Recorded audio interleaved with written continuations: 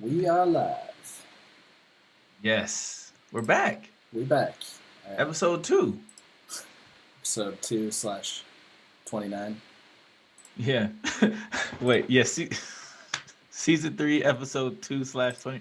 Anyways, Something like that. don't leave leave me alone. Alright, I'm sharing. You want to share yours out real quick, right? Yeah, absolutely. My internet is really slow right now. There we go. There we go. So I'm excited, bro. What's up, everybody? Joining the stream. How is everyone doing Hope today? y'all are doing wonderful. So we're just chilling, getting started here. We're gonna start talking about some stuff and bring in our special guest here in a moment. Stick around for Digital's Corner podcast. We need to get like some music, to like play. We should get some like NBC like nightly news music, like dun dun dun dun. Just kidding. Oh just man. Kidding. No, we should. No, I'm gonna come up with something. Oh yeah, you do that. All right, well, here we are. Hello, everybody. Welcome. Hope y'all are doing well today. Our guest today is, I'm sure a lot of you guys in the EDM world have heard of the site EDMidentity.com. We've got Grant Gilmore coming in here in a minute. We'll bring him into the call. He is the editor-in-chief, author, longtime editor for the site. They do a lot of great coverage on like music, festivals. They're one of my personal favorite blogs in the whole blogosphere, as I say.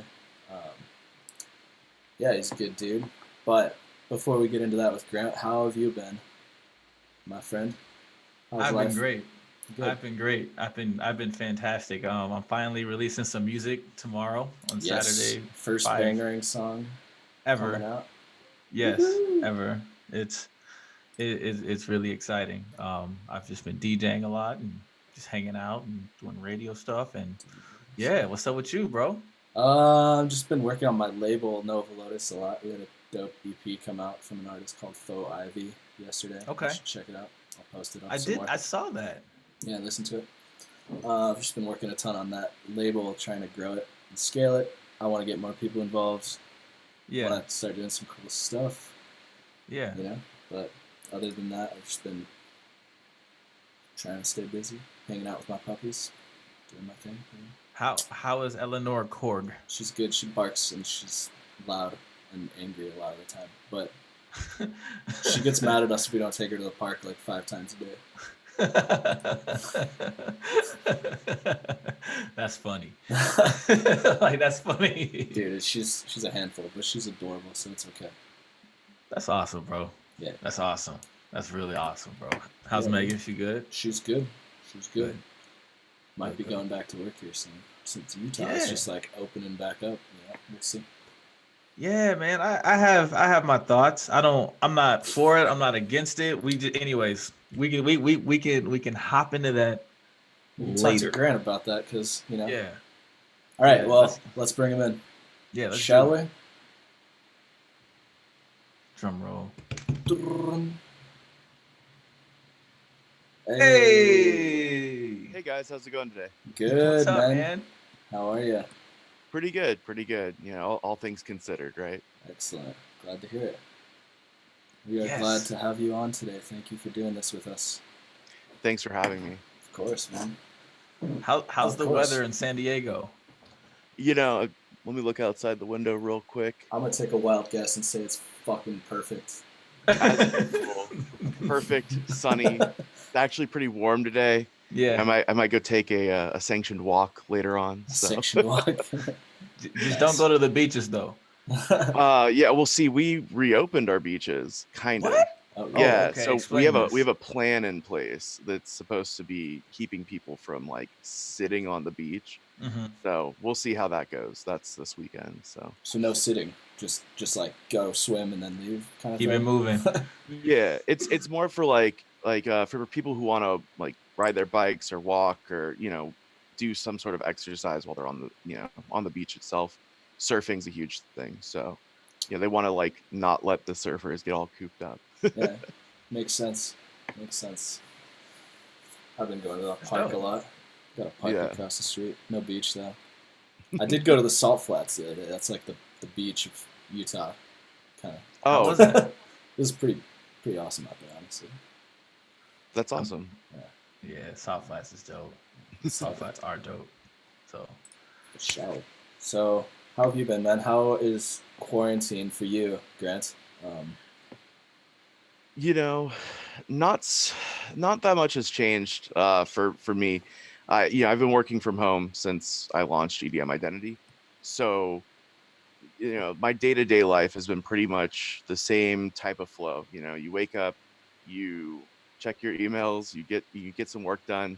Of course, emails are coming in nonstop from people all over the world. Yep. So the email flow never ends. But for the most part, like aside from obviously not being able to go to events or festivals, and also not being able to like hang out with my friends, my life hasn't really changed all too much. So that's been good. There's actually been more work, I feel like, than anything. So That makes me. sense. You got all these artist teams putting out music, doing live streams, and sending it out to people like you. Yeah, I mean, a big thing that's happened, since early March. Obviously we've been covering all of the different festival cancellations and postponements. But one of the big things was like we had to reshift our focus from festival related content to focusing more on music or live stream events, or how like interviews and how else we could help support different artists and brands in the scene, as we've been hit pretty hard. Right. And I feel like you guys handled it really well. Like you were, out of blogs that I follow at least, like you were right on top of just like getting right on the live stream stuff. You put out that live stream tracker, which probably still is getting tons of views like every day, all the time, I'm sure. Yeah, thank you. I think that it was one of those moments where like I was at Cross Festival, right? And that Sunday Oh night, yeah, I forgot that right? happened. Yeah, so that Sunday after Cross, I I got a text from my buddy Gordon, and he said, "Hey, did you see this article?" And it was the one about Coachella Valley, canceling that giant tennis tournament. Mm. And I was like, "Oh no, this is not going to end well." And I literally was in my friend's hotel room, and I asked like, "Hey, Sarge, do you have a laptop?" Um, and I wrote up the article right there about the potential of it being canceled. And since that moment, it's just been nonstop, like boom, boom, boom. Everything Cancellations. from like Miami Music Week, Ultra, everything like that. So it was nuts, and pivoting to live streams was just it wasn't seamless, but it kind of felt like an easy transition. It's the same type of structure. There's a lineup, there's a set time, there's schedules. So we've been doing live stream posts previously for people who weren't able to make it to festivals like EDC. And so now it's just sort of been, keeping track of all of them has taken quite a bit of time, but There's we've definitely a lot of them. we've done like I think we've tracked over 4,000 different live streams since mid-March. That's It's a lot. Yeah, for those of you who don't know, EDM Identity has this constantly updated article. It's a live stream tracker, which is like every artist's times and schedule and like where to watch their live stream, stuff like that. I've Shout outs personally to the team. used it as a reference like weekly myself, so it's definitely useful. Crossed was what weekend was Crossed? Crossed was the weekend of March 7th. I want to. It's March 7th, 8th. Okay. Yeah, I think that's a house music festival, right? Yeah, it's centered around house and techno. They do some like indie dance stuff too. Like they have, Gorgon City or Rufus Du Sol live, so you get like that really cool, full band stage element there. Okay. And then they've done like a few other artists too that don't necessarily fit house and techno, but it's just like a vibe. You want to have the background of the San Diego Bay with the Star of India there, and it's just Yeah. there's so few venues that have that type of look, you know. Yeah, absolutely. I saw Tycho play Sunset there when I went in, like, I think it was 2015 or 2016. Yeah, Such a nice venue and such a good vibe. I would say that like the Sunset set at Crossed is like on par with the Sunset set at Coachella for me, like in terms of like importance to like make sure you got a good one, you know. Right. I haven't been to Coachella, so You got to go sometime. someday, hopefully, yes, for sure. So cool, man. How do you feel like live streaming is gonna impact? Do you think this is gonna be a permanent thing now? Do you think we're gonna always be live streaming? Well, obviously, always be live streaming. But do you think this is like? Do you think this pandemic kicked off live streaming as like a main thing? I think that there's to some degree. I think more people, more artists, and more brands are seeing the value of live streaming. Yeah. There's been a number of like obviously, you know, companies like Insomniac, companies like Ultra, companies like Tomorrowland, they are like festivals. They've been live streaming for ages now. Right. You know, so it kind of like it makes sense for them to have an easier transition into that type of element. And that's sort of different than I think what's happening now, though, where you have a bunch of DJs who are, you know, basically now bedroom DJs again. For the first time in maybe 10, 20 years, they're sitting there in front, you know, on their kitchen table DJing for their fans. And I do think that it sort of kicked off like an influx of artists who are going to use streaming platforms in a more beneficial way. So to connect with fans on a deeper level, to play exclusive sets, to maybe, you know, do an album release party that's now a global thing instead of having to go to LA or New York or Miami. And it's really cool to see that happen. I don't know if it's going to like last forever in terms of the way that everything's paced right now. You know, once events do come back, there's not going to be the ability for, you know, Gabriel and Dresden to do Club Quarantine 4 times a week. But, you know, we might get one once a month or something like that. Just to sort of like come back to Twitch or come back to YouTube. But I do think it's really shaken up the industry, and it's sort of like how Bandcamp allowed artists to sell their music directly to their fans in a way easier way. I think live streaming has opened the door for an easier fan interaction, probably more now than ever before. Right. Yeah, I mean that makes sense because you're in there, like they're live and they're seeing your comments in real time. So and you can directly support artists that way, whether it's through subscribing to their Twitch or like Venmo donations. It's like cut out the middleman, I guess, the promoter in a way. Yeah, definitely. Yeah, I think we were talking about this on our episode a couple weeks ago, but I feel like Twitch now has become like, and will continue to be like a tool, a social media tool that artists use, just like Instagram and Twitter, like a standard almost. You know? It's like getting to that point. Yeah, I mean, there's definitely benefits to all the different streaming platforms for different things. For us, and for the reason that we're focused so much on Twitch is because their copyright policy is way more lax. Which that's a tricky subject, right? But basically that first weekend I remember watching I can't remember who it was. I think it was Justin Martin. It was like the first or second weekend. He got taken down midstream on YouTube.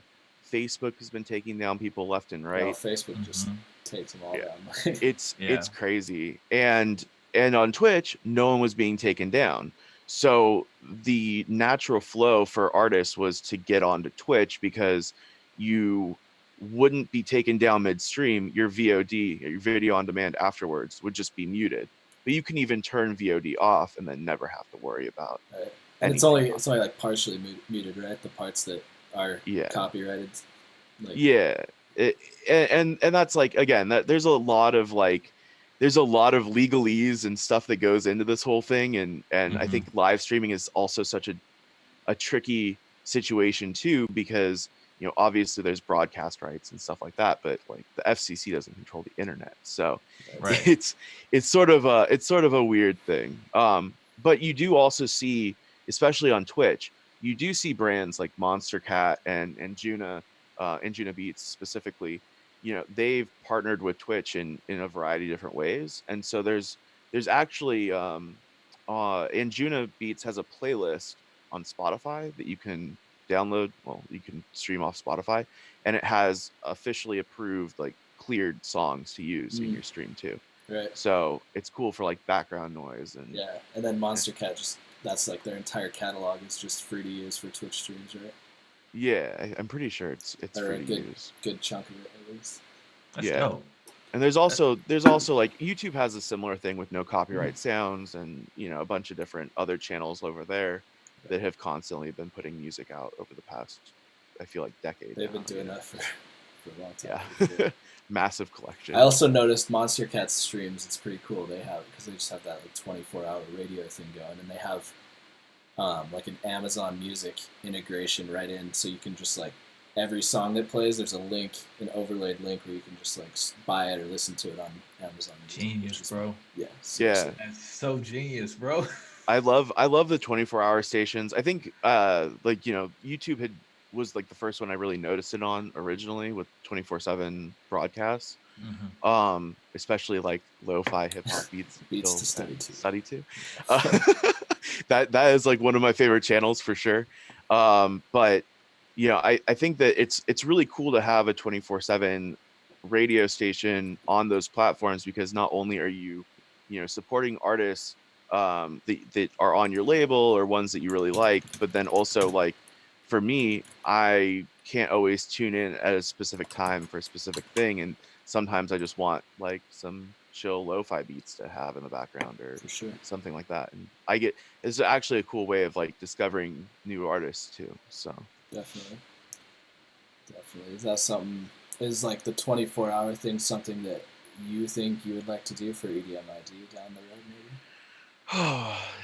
I mean, I'd love to. I think it takes a pretty hefty server.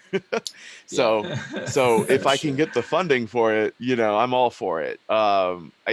There's a lot of different things I'd have to do to get that going. It's on my radar, but it's not like right now. What we're really focused on is launching EDM Identity TV, or EDM ID TV, with a full broadcast schedule of different shows. So we're going to do a few different podcast type shows, as well as DJ takeovers, brand takeovers, how-tos, industry talks, and then there's also some production streams and maybe even a cooking show if we, Nice. we can get that going. Nice. I kind of want to switch it up a little bit. I don't want to talk about EDM Identity a little bit more. So when you started in EDM Identity, what was the motivation behind it?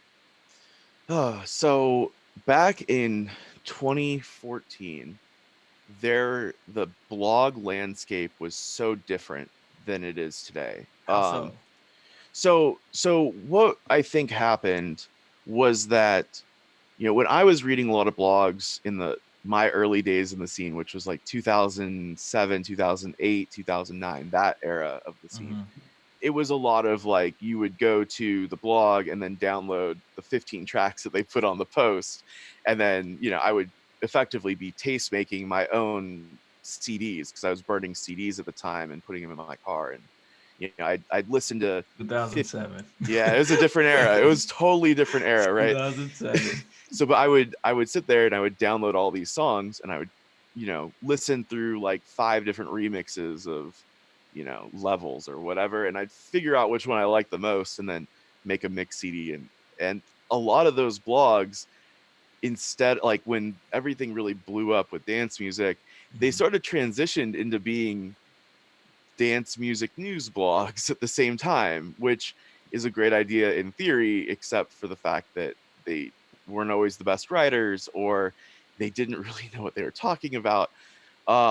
And I began to get kind of frustrated with certain aspects of the blog scene around 2013. I'm a moderator for the EDC subreddit and the Coachella subreddit, and I would How be long you been doing that? The moderation. since 2013. Okay. I've been involved with the subreddit community since 2012, but 2013 was like the next step, and it's been crazy there. That's such a passionate community on both sides of Reddit, for the real. festival scene, right? Yeah. But we were doing these like Google Hangouts, and we'd always be like talking about, you know, the next festival that was coming up, or like, should I go to this or that? And I found that it was difficult to get an accurate depiction of what was going on at some of these festivals. Like, I would click into a review of EDC Vegas, and it would be like a couple paragraphs, and it didn't really tell me what was going on. And in all reality, it felt like they were copying and pasting the recap press release that goes out after the event and publishing that. Um, and none of the stuff I was reading was resonating with me.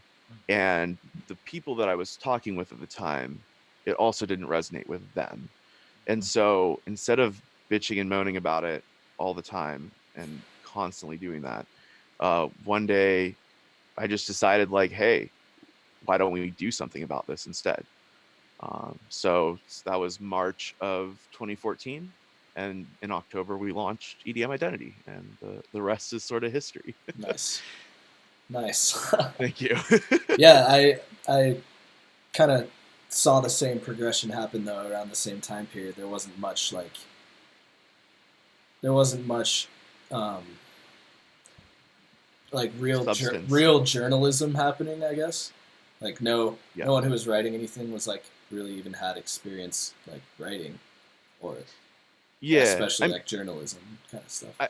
I think you had a couple, right? You have like Mix Mag, and you have DJ Mag, and Billboard. You know, they were there. Resident Advisor was there too, and a couple of other, you know, established blogs were doing a good job. But I just couldn't stand the whole like reviews that didn't resonate, the clickbait stuff that just doesn't draw me in. Like, who's Marshmallow beefing with today? What did Deadmau5 say on Twitter? It's not what I wanted to read about. I wanted to read like, why am I spending $400 to go to EDC Vegas? Like, and I know that other people in the scene who, as prices increased, were looking for you know, something to say like, hey, this is actually worth going to, or maybe this isn't worth going to.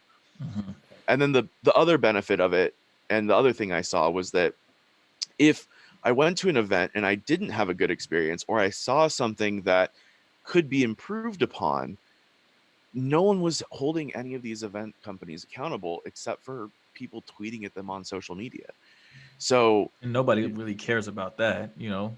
Right. Like, but like, I should never wait 2 hours to get into a festival, right? Yeah, I should never have an issue with security that's a serious problem. Like, there's small little things. The flow of a festival is so important, and where choke points are in terms of crowds, and no one really looks at that stuff and talks about it. You just hear people blasting their thoughts into the void of, you know, Twitter or Facebook in the comments section. And one, you know, not everybody over the past 5 years has been very receptive of our constructively critical reviews at times. But we have seen, you know, certain companies make changes that, yeah, I don't want to say we were the reason that they made the change, but when you go to a festival the next year and that change has happened and you brought it up in the review the previous year, it's kind of like validating that, like, oh, hey, they actually saw that this was a problem. So that's been a huge benefit, and I think it's something that's important because I want to make sure that the scene survives for as long as possible, you know? That's cool, man. I've always admired EDM Identity because you guys are constructively critical, whereas a lot of other blogs just like praise, you know, just praise, even when there should be some criticism. There definitely should be. Yeah, we really try not to like drag anybody, or, you know, I think the one that really comes to mind that I saw that really dragged an artist and his festival was that the Post Malone won a couple. God, it had been like a year or two ago, where Post Malone threw his own festival, and this guy just straight up dragged him. I think it was Pitchfork, or I can't remember which outlet it was, but we really try not to like emphasize the negatives, but if something's wrong, like we're not afraid to call it out and say like, yo, Insomniac, you need to fix this. Like we're spending hundreds of dollars on this festival, thousands of dollars on the experience overall. And we want to be able to make sure that we can actually explore the experience that you say that we're going to have. So it's important. And also at the same point in time, like if we do have a truly terrible experience, like I'm not going to sit there and sugarcoat it. But I've actually found that events are getting better and better and better as they go, and they've been more receptive to addressing things in real time, even where they're able to correct. That's dope, man. Definitely. That's dope. Like that's way cool. So did you always like want to be a writer? Did you go to school for that? Because Ian was telling me that you went to San Diego State, right? Yeah, I'm a proud Aztec. Graduated and actually graduated with a degree in social science, so nothing to do with writing or journalism whatsoever. I'm using that 4-year degree really well. Hey, but welcome to 2020, bro. Right. But basically, one of the things I've always loved throughout my entire life was writing. It was something that just came to me, and whether I was actually writing papers, or I always preferred writing papers than taking a test in school, right? And for a decade prior to EDM Identity, I worked for a nonprofit called Pro Player Foundation. And what we did was that, so we worked with NFL players and other professional athletes to throw charity events so that they could raise money or raise funds for, everything from breast cancer to MS, Duchenne muscular dystrophy. And over that like 10-year span, we probably raised, I don't have the exact number, but I would say somewhere close to at least $1 million for a variety of different causes. Yeah. And that's like got a really, that was a really cool experience. And I learned a lot about, obviously, charity organizations, but then I also had the ability of like mixing and mingling with some NFL players. At the time I was a huge Chargers fan. RIP San Diego Chargers. But basically there was a lot of really good that came from that. So it kind of just was a big change to do EDM Identity, but I always loved writing. I didn't really write prior in a professional sense. So before EDM ID, had you ever worked or been involved in like the music industry at all before that? I mean, I was going to raves for a while. I was going since 2008 was my first like event, and then my first massive was in 2010.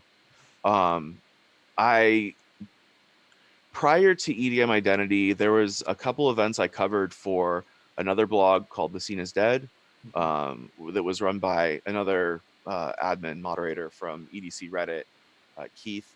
And so he kind of like allowed me to cut my chops a little bit there and get, kind of get flowing. I covered a couple events for them.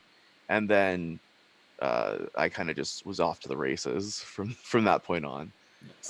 So there wasn't a ton of industry experience other than the subreddits as well. I mean, that's community building. So did you and when you started it, was it like just you, or did you have a team, or did you have a partner, or do you have a partner or anything like that? Yeah, so we started in 2014. There was about 8 to 10 people on the team. Drew co-founded the site with me. There's also a couple of other people on the team like Cassie and Tamlin, and there's some like original core members. Over time, as we all have grown up, some people have gotten jobs in different sectors, or have moved on past dance music. So a majority of the original team isn't part of the team right now, but now we have about 30 different people across the entire United States. That's So that's amazing. massive. Yeah, That's dope. That's great. It's crazy. What's the process like when you're building a team? Like what was that, adding 30 people, Good like question. Good question it's for sure. it started with me basically talking to my friends and saying, "Hey, you know, I know you really like dance music. I know you really like festivals. Like, do you like to write too?" And that's sort of how it started. It was very, informal. If you go back and you go back to those earliest articles on the site, like you can Mhm. tell that we've changed a lot over time in formatting, and I mean, even like the quality of content in general has just been leveled up over the Mhm. years. Um, and most everybody that has been uh involved with the site has sort of not just come from my personal network, but a lot of the people that have stuck around have been friends of mine or friends of friends, Mhm. and we've stumbled upon them over the years. And occasionally I'll post like a job post on Facebook, or we've done Indeed in the past, Mhm. just to kind of like expand beyond our own personal networks.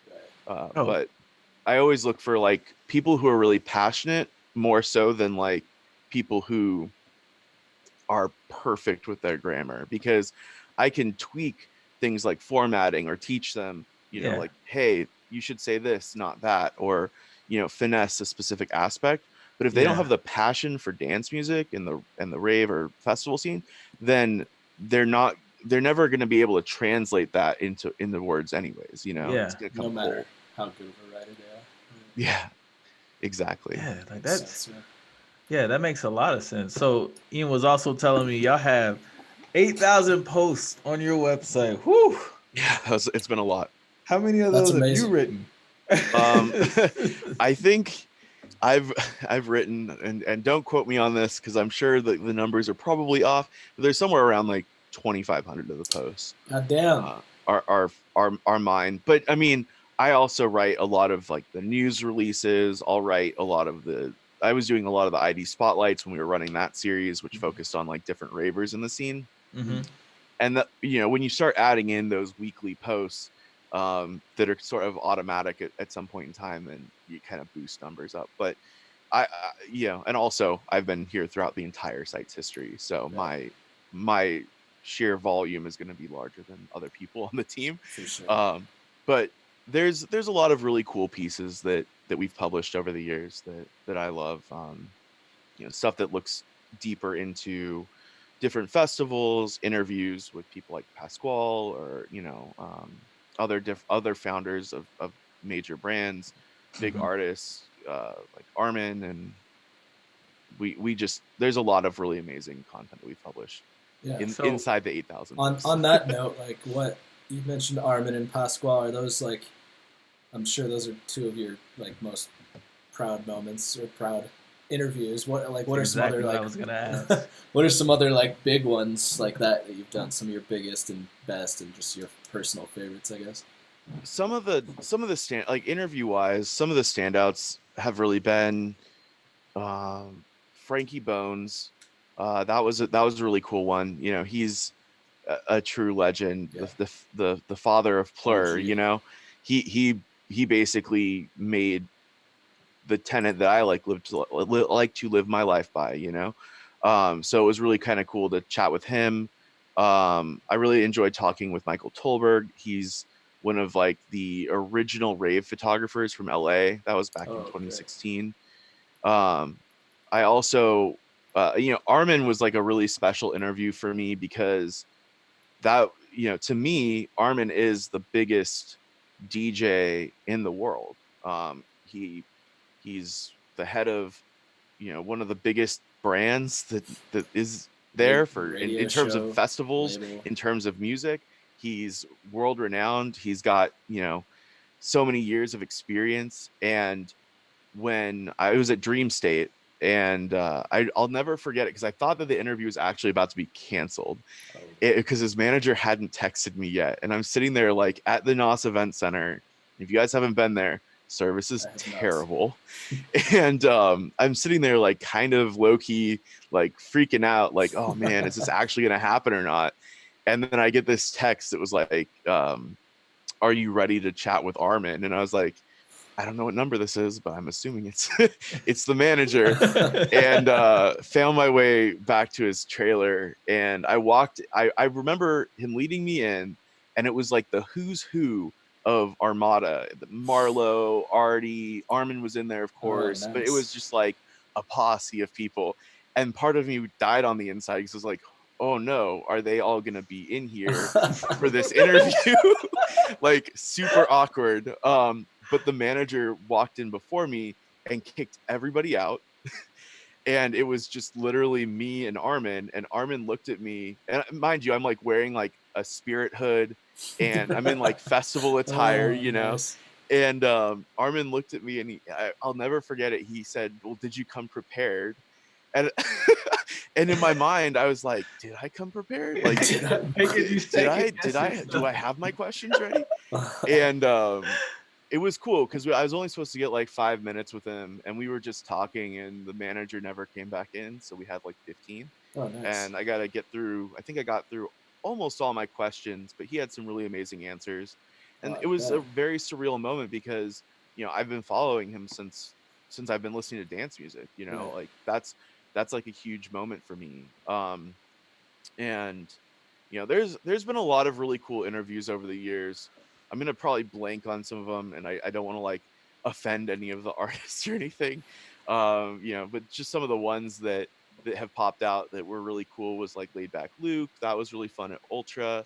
7 Lines at EDC. Like he actually took me by surprise because he's so calm, cool, and collected. I've also interviewed him. He's a chill dude. Yeah, for sure. he's very chill. And obviously, like I think more so than the big artists, like I also really love interviewing smaller guys too, because you get these artists who are just trying to make their way through the scene, and they've got some really cool music, and if you don't support them, like who else is going to support them, Right. So that's been a big thing. And then obviously, like Cascade was amazing, Lane 8 was amazing, sure. and those two are iconic as well for me. Yeah. So Lane 8, man, that was our first. Lane 8 was our first show we had to cancel due to all of this stuff going on. He was gonna play at our club on a Thursday night, and then we had to get lucky later that weekend and had to cancel Lane 8. Yeah, his never happened showcases are just out of this world, amazing. Yeah. And kind of ironic that it's called This Never Happened, and it like actually did not happen, Yeah, well, his live stream was called This Live Stream Never Happened, right? So I mean, it's really devastating because there's a number of shows that I had planned to go to, Coachella, EDC, Ultra, and I wasn't going to Ultra, but I was going to Music Week, and nice. I was really excited for this year because there was going to be a number of me too. Partnerships. I was going to Beyond. I was planning on Beyond. I was going to go to Phoenix Lights after that. I was going to go to Beyond up at the Gorge. Like I had a whole year of like networking and festivals planned out. Yeah, and now it's all in the digital realm. Yeah. So I mean, it works though. It works to our advantage. Yeah, it's nice because I can still hop on Zoom and hang out with some friends and catch live streams at literally all hours of the day. There's artists that I think, like from a live stream perspective, there's a lot of artists that have done a good job at really showing off the fact that they're good DJs. And it's something that I think has been lost in the festival scene more so than the club scene. But when you go to a festival and an artist has to, like, Lane 8 is a good example, right? He plays sets that are like 3, 4, 5 hours long sometimes, as This Never Happened shows. But if you go to Cross, you're only going to get him for an hour. Mm-hmm. And so he's got to jam in all of those songs that he thinks the crowd's going to probably want to hear, at least a few of them, right? and so you get like the greatest hits of X artist or Y artist. Yeah. But with live streams, there isn't really an end time that's set all the time. I mean, with the virtual festivals there are, but Yeah. like if you just hop on the decks and you go live on Twitch, you can play for 5, 10, 20. Mayan's doing 24 hours, right, on Tuesday. Oh, Yeah. So that's going to be a long stream. That's impressive how much music he has in his collection to be able to do that. that is wild. But like you don't get that outside of like one-off events and club environments. And That's so true. a lot of DJs you're kind of noticing like which DJs came from which era of the scene too. Yeah. And which ones are able to sit there and fill up 4 hours with new music and not just be like banging energy the whole time. You know, there's like a progression to those longer sets. It's funny you say that because I spoke with Dylan Francis like 3 weeks ago, and he's been killing it on his live streams. And he's been saying one of the things that he's liked the most is showing people that he's actually a DJ. Yeah. And he's, you know what I'm saying? Like everyone knows you make good music, but not Right. everyone has seen you DJ that intimately. Right. Yeah. And he's saying, and he told me that like people are reacting positively to it. Like, you know what I'm saying? Like, damn, like he makes dope, but exactly like you just said, and like, damn, he makes dope music, but he can actually do this for a living. Like, so. Right. Yeah. And I think I actually have a fun little story about that Dylan Francis live stream thing, was because I think it was, God, it had to have been like the first weekend or maybe the second weekend of like everybody going on live. Mm-hmm. And I remember it had to have been like 4 or 5 in the morning, and I was just still up, and I was like vibing with, I think it was Club Quarantine and Gabriel and Dresden. Mm-hmm. And Dave ended his set, and I was like, oh, what am I going to watch next? And I was like, why is Mad Decent live right now? That's so weird. Like 5 in the morning. and granted, this was like, again, like no one had released schedules for anything, you know? And maybe it was like 4:30. Maybe it was 4:30. But I just remember clicking in, and it was a DJ Hansel set. Yeah. Completely unannounced. It was just Dylan vibing behind the decks. And it was so cool because there was like maybe like 200 people in that stream. So no one knew what was going on. It was completely live, and it was just a very special like moment of, wow, like this is a very intimate broadcast, and no one knew what was happening. And obviously you're not going to get a lot of that right now, but there's still some DJs that will go live randomly, Just and you're like, randomly, no announcement or anything. Yeah, that's cool. And on top of that, he was playing like house music, right? Because DJ Hansel set. Yeah, and I mean, he also plays like a lot of Moomba and stuff, I think on his Taco Tuesday stream. And Yeah. I think there's a couple different like brands that have been doing a really good job with the live stream stuff so far in terms of like regular broadcasts. You know, Mad Decent always has unique sets, and they have their weekly stuff. Mm-hmm. Anjuna has been doing an amazing job with their Anjuna Unlock series. Mm-hmm. They've been bringing in, you know, not just DJ sets and production streams and stuff, but Q&As and rebroadcasts of old group therapy episodes. Yes. And then also there's, I mean, Insomniac's been doing a great job too. But there's also oh my gosh, Desert Hearts. They've been killing it as well. They threw a little festival last month. I actually haven't watched theirs yet. They're a lot of fun. They've got broadcasts every few days on Twitch, and you know, I definitely suggest checking out the Marbs and Evan Casey one that's on Friday nights, because it's the Desert Hearts Black sub-label, which is more melodic techno and like deeper house elements. So I don't know if you watched the Electric Hawk has been doing some cool stuff too. Yeah, they just did a Harmony virtual music festival or online music festival last weekend, and they're doing round 2 this weekend. I'm really stoked on a lot of the artists. Yeah, I'm not super into bass music as much as I used to be. Right. But there's a couple artists like Lizzie Jane and Hayes that are on that lineup that I'm like really stoked to catch their sets. Yeah. I've been following Hayes for a while now, so it's they have a really cool community. It's cool to see everyone in their Twitch channel and just like like Daryl was actually just watching this stream. There you go. Shout out Daryl. Shout out Daryl. Hey, what's up, man?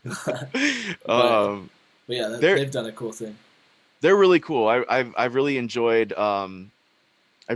seeing them kind of find their footing and grow into this behemoth, especially because I think their mission is very similar to what our mission was, which was like, being real and growing a community and making sure that like even the smaller artists get their time to shine too. Right. Mm-hmm. It's really noble that they're taking that on. Definitely.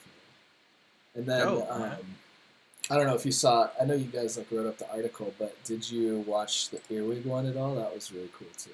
The deathcore. I didn't end up tuning into that one. I think I was watching somebody else at the time, but they were doing something that was interesting because they were broadcasting through Discord as well.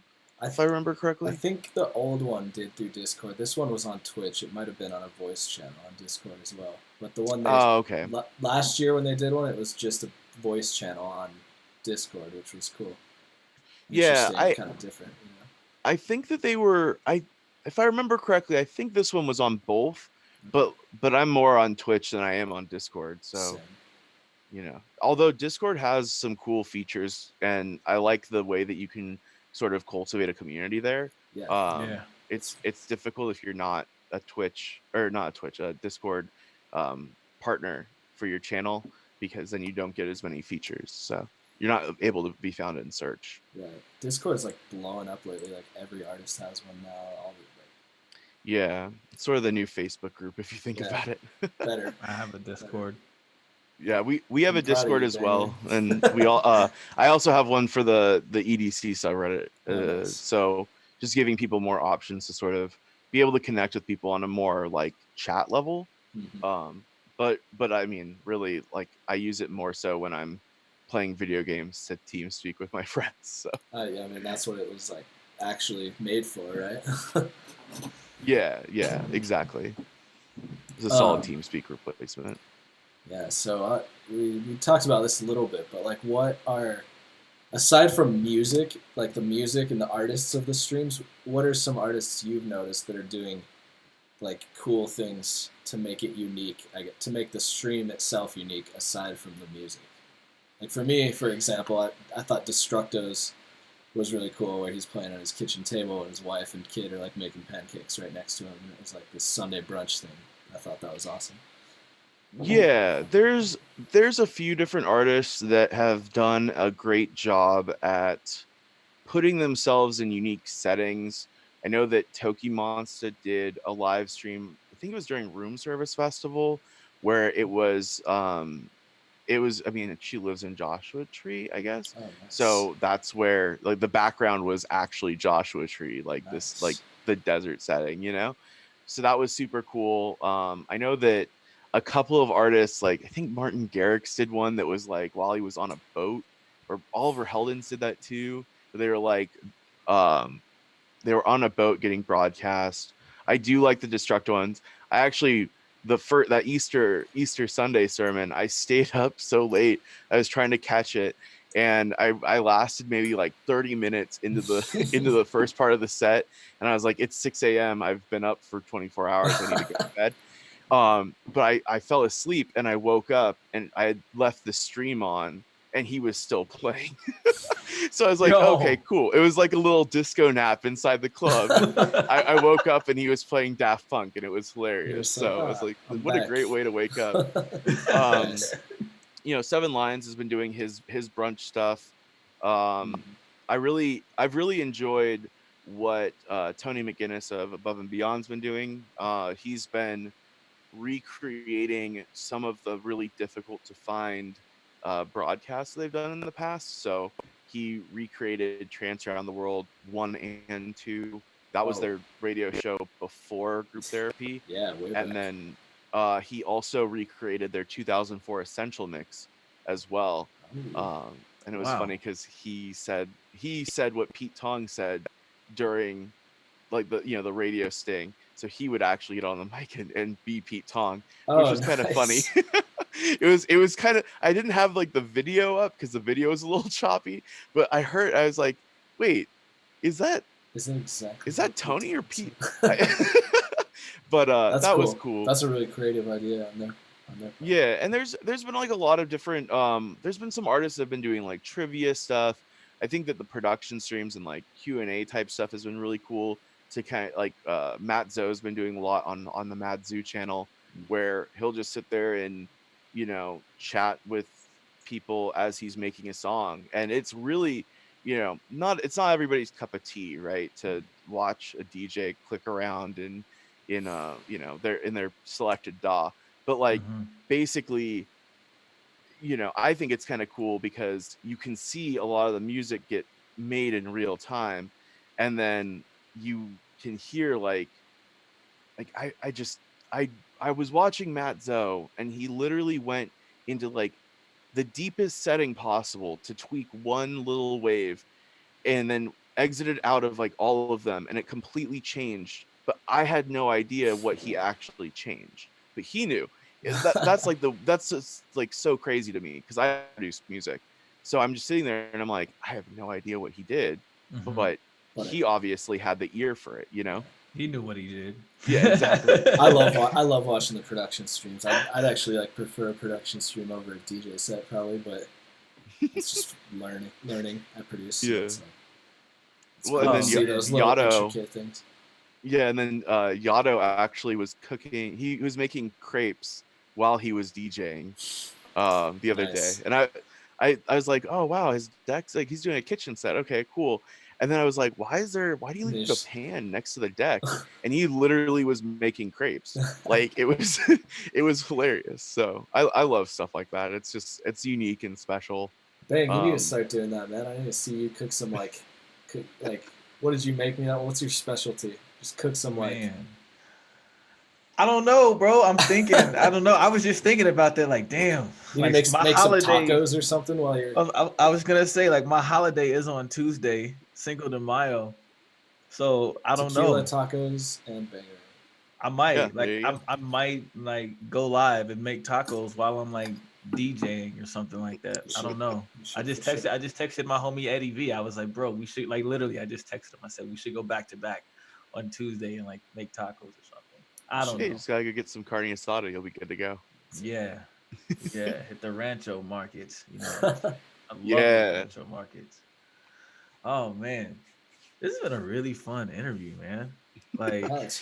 Yeah, it's been a lot of fun. I've really enjoyed chatting with you guys. Yeah, like it's always cool because, I mean, the backstory between Ian and I is I'm more club, like hip hop, open format, and he's more entrenched on like the EDM side of it. So it's like it's always cool having guests on the from the EDM side of it to like kind of hear that perspective, and it's dope hearing about how you guys have evolved through the coronavirus and how you guys are going to continue to evolve, because you were saying with like the live streams and stuff. Yeah, you guys are going to do a Twitch, right?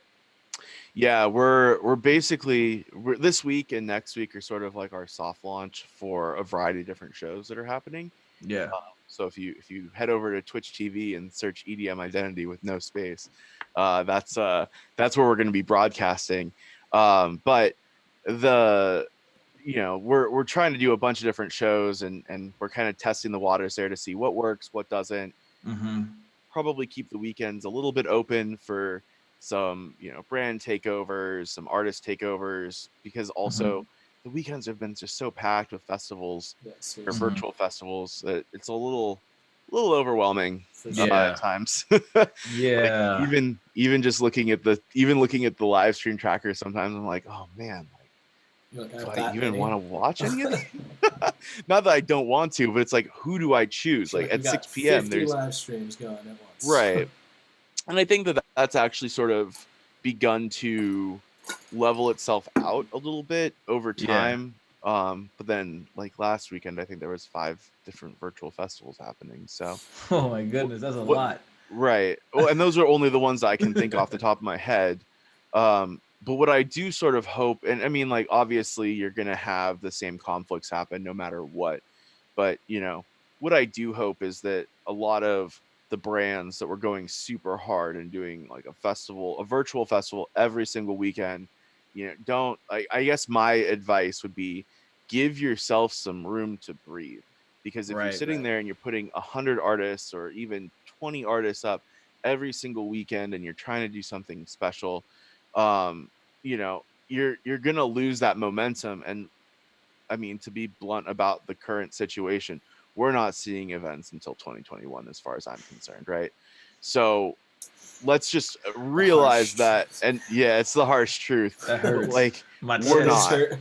Yeah, Oh, it hurt. It hurts every day, oh. and it sucks. But like, if we sit there and we and we have all these events, just or companies kind of go through the motions and just make it a weekly thing, weekly takeovers and stuff, that's fine. Artists going live every week, that's fine. But Mhm. like, you want to, I guess my piece of advice would be give yourself room to breathe, but then that Mhm. also gives you room to promote and get more people to your stream. Mhm. So like for me, if you announce your lineup on Monday and Mhm. the festival's Friday, I don't have enough time to even really reshare that article and try to build some hype for you. So having a week or two in between really does help us go and say, hey, we're going to sit there and have two articles instead of one, and we're going to help promo you more, because we do want to support as many other artists and brands in the scene that are live streaming, because you know right now everybody's hurting, and Yeah. this is a huge way of people to be able to generate some sort of revenue stream. So Mhm. Yeah, on that note, I actually wanted to ask you, like, what do you, with this live streaming thing being such a, becoming more and more of a standard, how, like, I know some festivals, like, some of these festivals put up, like, Venmo links to donate to the artists, but, and I actually saw Facebook is going to add in a feature where you can charge to watch your live streams. But how do you think that's going to change? Do you think it's going to go to, like, a pay-per-view kind of format, or continued tipping, or, like, what do you think is going to happen, like, money-wise? so I think there's sort of two different, well, I will say this. I want as many artists to get as much money as possible out of these live streams. Mhm. I think that it's a very, very tricky thing to sit there and try to charge for a live stream event. Because there's so much competition out there for Yeah. other free events that if you're charging, okay, maybe $5, right? So if you're charging $5 to get into the stream, if I pay $5 straight up, what's my incentive to donate more money? Right? What's the incentive for me to sit there and go, okay, I already gave you $5 to get in here, but I might have donated $25, right? Mhm. Because I really liked the set, or I really wanted to like spread the wealth across different sets. I look at festivals like, or virtual festivals like Room Service. They did well over 100K raised, and a lot of this is again for charity too, right? So it's different when you're raising funds for charity. But I know that the first one, Digital Mirage, they did over 300K, Yeah, and it's that's a crazy. lot of money. It Like is. that's not like chump change there, right? So I do think that it's a tricky thing, because it's like if you charge up front, people might not be as open to send more money for donations later on. Right. Mhm. um but I do see the need for people to maybe do something exclusive. I guess it's also tricky because like, what am I going to get out of a live stream that I'm paying to see compared to a live stream that I'm not paying anything for? It's going to be the same Right. thing. At any time I can, on Twitch, turn the channel pretty quickly and find probably a very similar genre or very similar artist that's doing it for free. Yeah. So as a whole, the industry like would have to completely get away, like move away from the free streams. And Mhm. I don't see that happening either, because a lot of artists would rather just gamble on tips Yeah. Yeah. and getting Yeah. subscriptions. So I'm not a huge fan of it personally. I do want people to get paid though, so I understand. When I think there was like one festival that already did it, um but I don't think that that's something that is going to be super viable. I Mhm. also don't think that the Facebook thing is like what. I would rather them fix their freaking website than put payment stuff on there. Well, Yeah, that's well seriously. That's what I was gonna say. I was like, every time we go live, they take a video down. So how we gonna live Yeah, stream and they gonna like pay us? Because that's like, yeah, yeah. that'd be It'd anyway. be nice for them to fix their copyright policy, or at least be able to like make it more accessible for artists that don't have the backing of big labels or brands Mhm. to figure out the copyright policy better. Because yeah, like there's nothing worse than me sharing a watch party, right? Which I really love the concept of watch parties. Mhm. There's nothing worse than me sharing it to our EDM Identity friends and family Facebook group, Yeah, and then it gets taken down midstream, or Yeah. it right. somebody loses their Facebook page over it, and that's not cool. I think they um will. I like because Hopefully. if everybody move, with everyone moving to Twitch, they're gonna have to make an adjustment with something realistically. I Yeah. mean, Yeah, Facebook's greedy, bro. Like they bought Instagram. Like if they want all of it. If I'm Facebook, I'm looking at it like I'm trying to keep everybody here. I can see them integrating it into like Instagram TV more than like, before anything. I think that'll probably be where it goes. well, and what's weird about Instagram was, for a very Instagram is just not a platform I ever think about when I think of like, oh, I should Yeah. check out this live artist, mostly Yeah. because I can't view it on my computer. Yeah. Right. um but they've done a good job at kind of like upgrading that aspect of it, so I can Hmm. watch those live videos now from Yeah. my computer. Of Yeah. course, it's still a vertical video, which is that's a whole other battle that we can Right. we can have another episode about vertical video and why Oh it's man. terrible.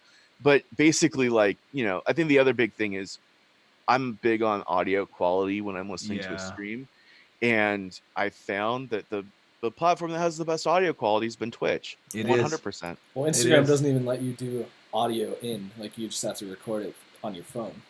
I Mm-hmm. think that there There was might be some workarounds, but there Well, was an no, there artist. is. There's an artist. I can't remember who it was. Was it Plastician?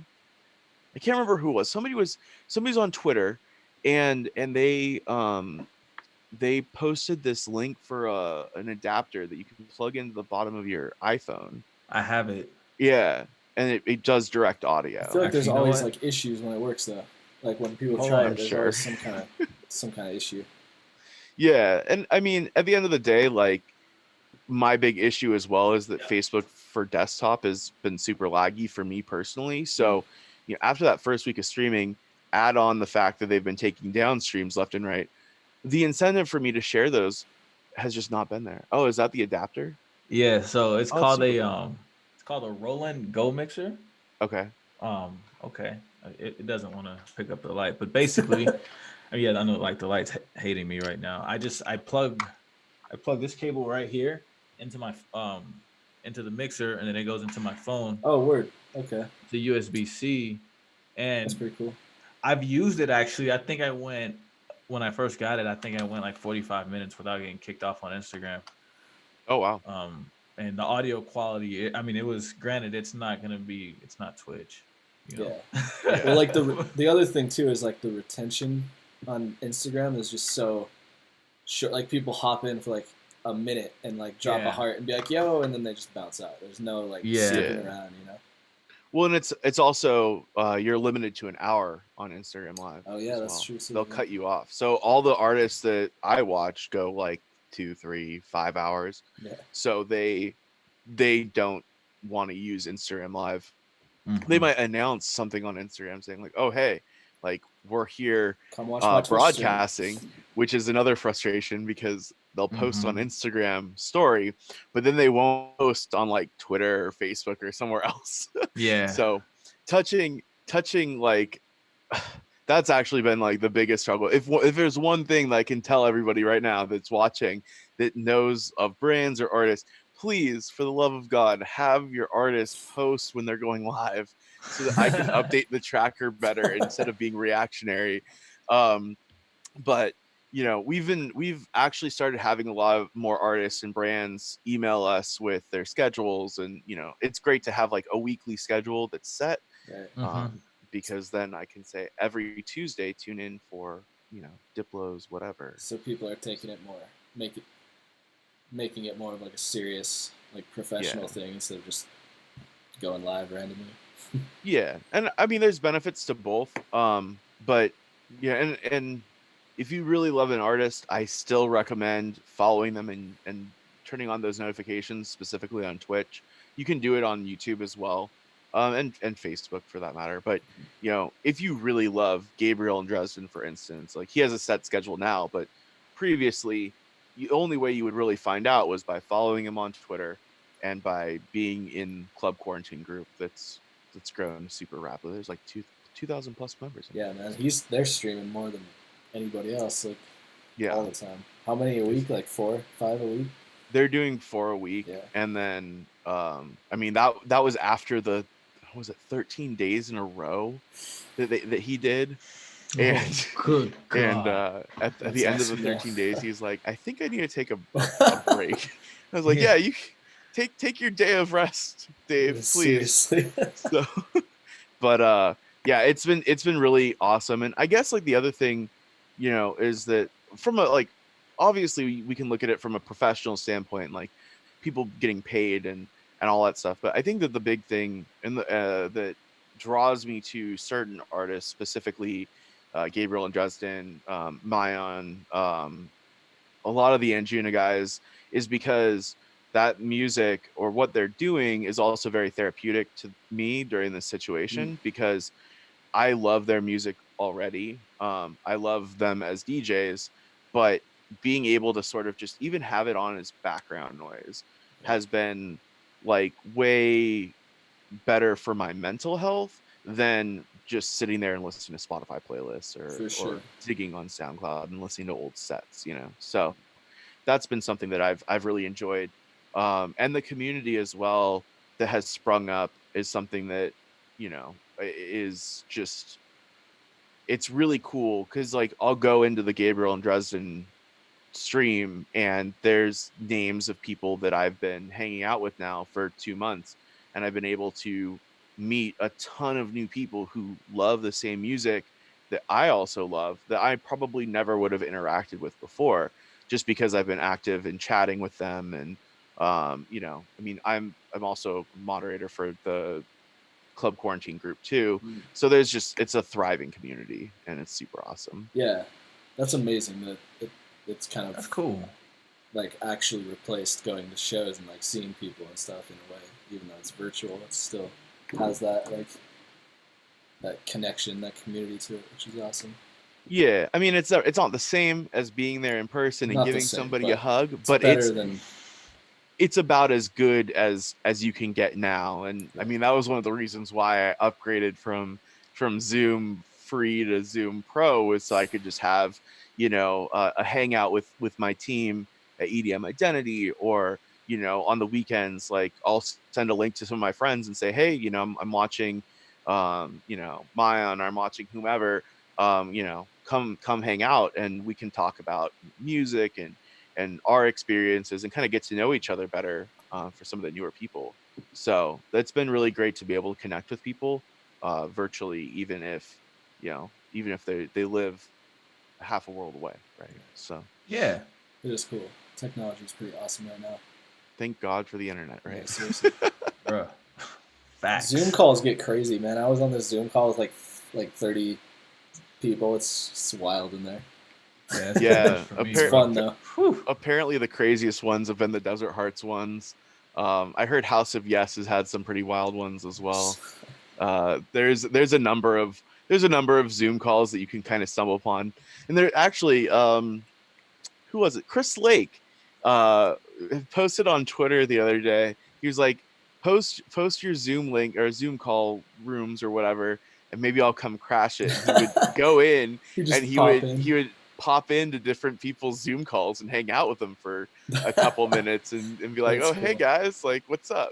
So those have always been really Everyone's fun like, too. "Yo, it's Chris Lake." Yeah, they're all like losing their minds because Chris Lake popped in the stream to say hey. So That's fun. hopefully he streams more too. I think he'd been streaming on YouTube Mhm. mostly, and it's been fun to watch him stream, and other people like Calvin Harris with his Love Regenerator project, and gosh, there's just been so many. Everybody's been streaming, I feel like. Yeah. So And I guess the other thing I want to just make sure that like any artist or person that feels that they need to be streaming right now and isn't streaming for some reason or another, like don't feel bad about not streaming either. It's something that I think a lot of people have begun to sort of like, freak I'm out falling about. behind if I'm not streaming. Kind of thing. Yeah, and I want to make it clear, like it's great that so many artists are streaming, but like if somebody's working on music or they're doing some other stuff and or they're not comfortable being on stream, like I don't want the community to rag on them or be like, oh well, this person sucks because they haven't been streaming enough or whatever. Like, we're very lucky to get the streams that we're getting, and there's always great artists to explore. So if your favorite artist isn't streaming, go on Twitch, go on our live stream account directory that we've put together. Go see if other artists that you want to follow are on there. Maybe you'll discover some new ones, because I know that I've late at night found a couple of different artists that I'd never heard of before that weren't even on social media, like Metronomic Live or the suit name Fuzzy Bear. It's really good. They're just people that are really good DJs that just love music, and they'll put you in a good mood. So no, that was a good. I fully agree with you on that, because I was saying something similar our last episode, that there's this whole mentality that like now's the time to like hustle, and like hustle hard because we have all this off time, and if you're not hustling, you're lazy. But like I think it's okay to just like get by right now. Everyone's going through a pretty hard time, so same kind of thing with not streaming if you're an artist. Everybody just needs to go at their own pace, and exactly. I do think that like one of the cool things is that like even though this whole thing sucks and the world is just not where I want it to be at, it's given us all a lot of time to at least be able to re-level like what and balance what's important in our lives, and maybe catch up on some stuff. But I do think that we all as people who are in quarantine should, try to read more books or try to learn a new trade or try to do something, because at the end of the day, we have all this downtime and we can't be going out and, going to clubs. We can't be going to festivals. We can't even go to a bar to go have a drink. Right. So and watching stuff is great. You'll run out of stuff on Netflix at some point, right? That you really want to watch. So I do suggest that people like, read about some stuff or explore that art that you always wanted to do. Or if you wanted to dabble in music production, dive in. There's a bunch of really cool free tools and people that are doing tutorials on YouTube and stuff. And just sort of come out of this whole thing as a better person in general, do some workouts at home, make sure you walk around and get up and be active. That's something, I'm usually working all day, so I've been trying to get out and walk around the block at least. Same. Yeah. But I do think it's important to come out of this whole thing better, and I have faith that we're all going to do that, or at least most of us are, so awesome. Well, cool, man. Thank you for doing this with us, Grant. This has been great. Yeah, it's been fantastic. Thanks for having me, guys. Shout out your personal socials and your EDM Identity socials real quick for everyone. Yeah, so you can follow me directly on all platforms at CZARCRUISE, Czar Cruz. I somehow was lucky enough to get that on every major platform, so I'll run with it. And then you can also follow EDM Identity on all social media platforms as well at EDM Identity with no space or anything. So, we're going to be broadcasting a lot on Twitch. We'll probably be posting some of those shows on YouTube as well as we keep going deeper and deeper into things. We're very active on Twitter. We're active on Facebook, and we have a Facebook group as well, the EDM Identity Friends and Family Facebook group that has a variety of different people with different tastes in there, and we share watch parties and stuff. So definitely join our community, and we'd love to see you all there. So cool, awesome. We appreciate you, bro. Thanks for stopping by, man. Yeah thanks again for having me. The good stuff. Thank you everyone who's still watching on Facebook. This episode will be live on Spotify, YouTube, all that other stuff on Monday. Monday, 10 a.m., 11 Yeah, a.m. 10 a.m. Mountain Sweet. Mountain Standard Time. Mountain Standard Time. All right, peace. Awesome. Be safe, everybody. Goodbye. See you, homie.